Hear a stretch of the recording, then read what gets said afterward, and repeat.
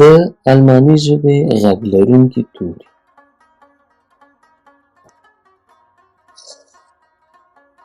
دی وکاله د جرمني ژبې غږ لرونکي توري.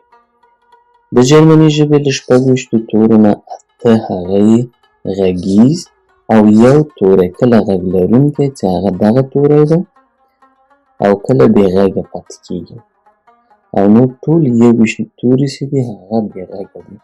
بې غږه توري څه معنا ورکوي هغه به بیا په نورو لوستونو کې هم وګورو. اوس راځو یوازې غږیز توري پیژنو او غږونه یې هم ورسره پیژنو. ا abend معنا ده چې یوازې دغه ا توری څو غږه لري. تنه د ا مد الف غږ نه ورکوي چې ا اوسي. په راروانو کې ګورو چې نور کوم غږونه لري. abend a b e n d abend a b e n d abend a b e n d abend. ای دلته هم هغه د اوملاوت راغله چې دا هم د غږیزو تورو له جملې نه ا اوملاوت څنګه تلفظ کیږي؟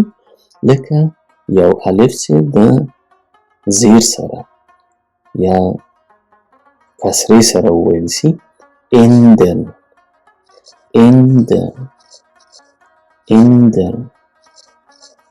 بدلول. د ای توری کوم غږ لري؟ هغه هم لکه الف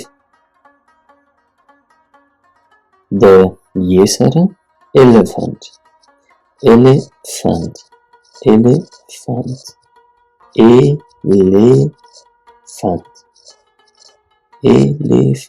لکه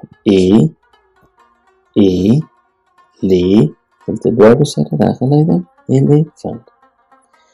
ای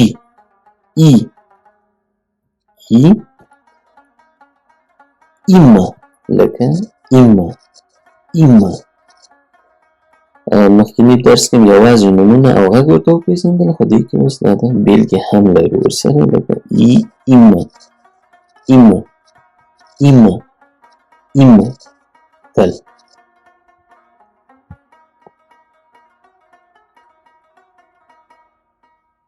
او هم د غږیزو تورو له جملې نه ده.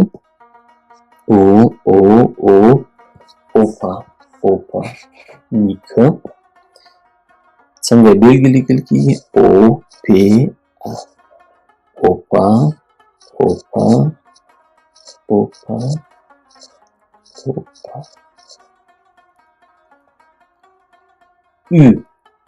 هماغه او اوملاوت ده چې د ای سره که ولیکل سي نو تلفظ باندې به موږ ښه پوه شو.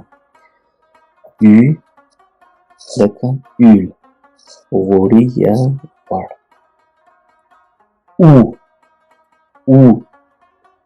unten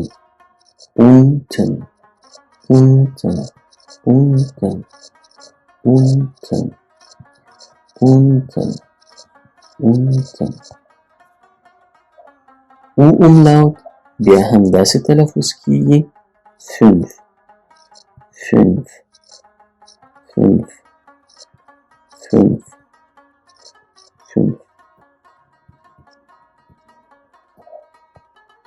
اپسیلون دا هم غږیز توری ده.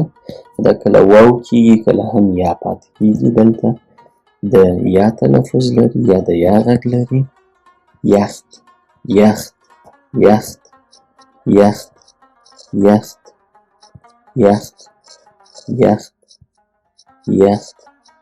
بیړۍ.